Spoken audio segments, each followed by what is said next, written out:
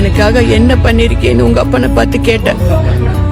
அந்த ஆளுக்காக எதுவுமே பண்ணிக்காததுதான் உனக்காக பண்ண எல்லாமே. இந்த அப்பா ஷாக் ஆயிட்டாரு.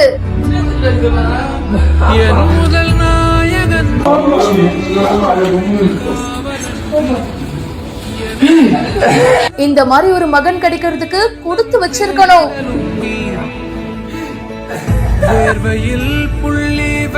கடைசியில அப்பாவோட ரியாக்ஷன் தான் அல்டிமேட்டே.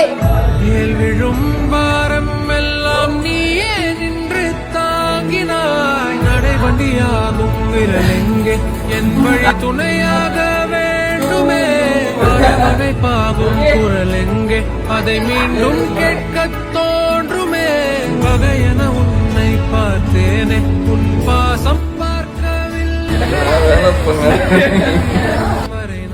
அப்பாவோட 50வது பர்த்டேக்கு இந்த மகன் எப்படிப்பட்ட ஒரு சர்ப்ரைஸ கொடுத்திருக்காரு பாருங்க.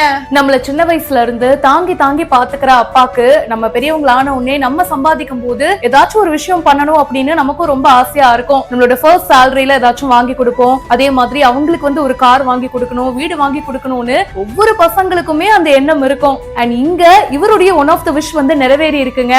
அவங்க அப்பாவுக்கு 50வது பர்த்டே வந்திருக்கு. இங்க இவரு தன்னோட அப்பாவோட 50வது பர்த்டேக்கு சர்ப்ரைஸா ஒரு gift குடுக்குறாரு. அத பாக்கும்போது சின்னதா இருக்கு, என்னவா இருக்கும், ஒருவேளை ரிங்கா இருக்குமோ அப்படின்னு நினைக்கிறாரு. ஆனா இருங்கப்பா, கீழே வாங்க, கீழே வந்து பாருங்கன்னு வலுக்கட்டாயமா கீழே கூட்டிட்டு போறாரு. என்னவா இருக்கும் அப்படின்னு கீழே வந்து பார்த்தவருக்கு அதிர்ச்சி காத்துட்டு இருந்திருக்கு. புத்தம் புதிய காருங்க. தன்னோட அப்பாவோட 50வது பர்த்டேக்கு சர்ப்ரைஸா ஒரு காரை கிஃப்டா கொடுத்து அசத்தி இருக்காரு. சந்தோஷ் அப்படின்றவர் தான் இந்த வீடியோவை ஷேர் பண்ணிருக்காரு. அவங்க அப்பாவுக்கு ரொம்ப சந்தோஷம் ஆயிடுச்சு, ஷாக்லயே தான் இருக்காரு.